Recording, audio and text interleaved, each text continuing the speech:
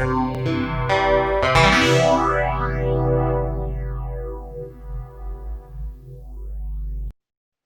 welcome to the second half of our introductory evening, if you are in the Zoom class, but welcome also if you're watching this on YouTube. So my topic this evening is going for refuge to the Buddha, Dharma and Sangha. Buddhists go for refuge to the Buddha, Dharma and Sangha. It's a defining Buddhist act. So I will talk a little about the meaning of Buddha, Dharma and Sangha first, and then go on to say something about the act of going for refuge. So the Buddha is both the historical person, Siddhartha Gautama, whose life was the topic of my talk last week. But the Buddha is also the ideal of Buddhahood. The ideal of Buddhahood stands as a practical ideal for all human beings. It means that we too can become enlightened. The Dharma is the Buddha's teachings, which he gave to help us go beyond suffering and gain enlightenment. And the Dharma is also the eternal truth, the reality of how things are. And the Sangha then is the spiritual community of those who are following the Buddha's teachings, who are spiritually committed to whatever extent they are individually. And then the Sangha is also the company of the Buddha's followers throughout the centuries, who have made significant progress on their spiritual path, some already fully enlightened, and others who are destined for Buddhahood in no more than 7 lifetimes. The Buddha, Dharma, and Sangha are known as the 3 jewels. For Buddhists, the 3 most precious things, and also as the 3 refuges.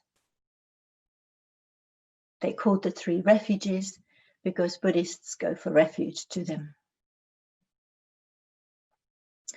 Going for refuge, then, is the act of commitment to the 3 jewels. It's a total commitment with body, speech, and mind, and a transition from lower to higher states of being. So you might ask, well, why would I go for refuge? Actually, we all go for refuge to something all the time. We rely on different things to get away from our present cramped, restrictive, unsatisfactory aspects of life. Some of those refuges are family, relationships, wealth, work, belongings, and I'm sure we can think of a few others. As a Buddhist, I suggest that those are not reliable refuges. Ultimately, all those refuges will disappear and they will let us down.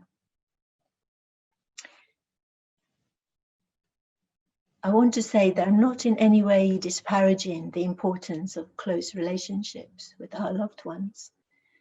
We have in the recent months come to realize, perhaps more clearly, how vital those relationships are for leading a balanced, enjoyable, truly human life. But there's no point in deluding ourselves that those relationships will last forever. People will die, and other people will pass out of our lives for all kinds of reasons. So going for refuge to the 3 jewels is an escape from feeling caged, imprisoned. It's an escape from entanglements, involvements, and what our teacher Sangha calls complicated murkiness. It's helpful to note that going for refuge to the 3 jewels is not running away. And it's not blindly handing over our lives, and it's not blindly obeying. It's an escape, not escapism. So according to the dictionary, escapism is the avoidance of reality by distracting ourselves with busyness, entertainments, or indulgences. On the other hand, we escape when we have looked and clearly seen the danger we're in, when we have faced the reality of our situation. So we call the three jewels the true refuges, something which we can completely trust and rely on. And we call those things we distract ourselves with false refuges. So false refuges cannot be trusted or relied on in the long term. So my calling something false seems to suggest a strong value judgment. But false here just means that we may mistake them for something lasting and ultimately reliable. And those various things we turn to for support are in quality potentially very different. So family, friends, occasional work are all positive, enjoyable elements in our life. On the other hand, trusting that gaming or shopping gives us ultimate satisfaction is clearly not sensible. How then do we go for refuge to the Buddha? As I said, Buddhahood is a practical ideal for all human beings. So we go for refuge to the Buddha by devoting our energies to realizing that ideal for ourselves.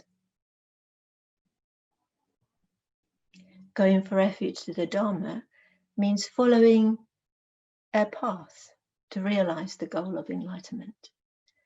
That path is a process of development made up of several stages. So, for example, the threefold way of ethics, meditation, and wisdom is such a path of several stages. And it's not that we kind of perfect our ethics and then move on to meditation, but rather that we practice all three aspects of the path at the same time and gradually take each aspect to a higher stage. And we go for refuge to the Sangha by recognizing that throughout the history of Buddhism, people have become enlightened and we can follow their example. Perhaps we read about their lives. There are many books about the lives of past practitioners, and we may find inspiration and encouragement in their struggles. We practice the path in association with others, especially those we know from our own spiritual community, the community in this class, for example. It's easier with others, and it's more enjoyable with others. I think we can only go for refuge to the three jewels when we've had some kind of vision or a glimpse of the truth of things.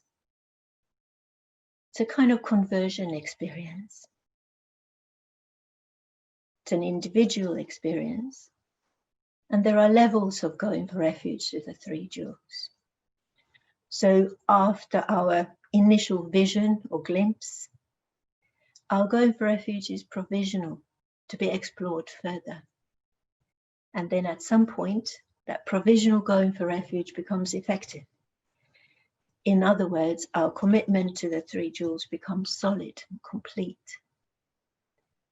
We know that we can trust to the three jewels, whatever happens in our life. I've had my share of difficult, even shocking life events.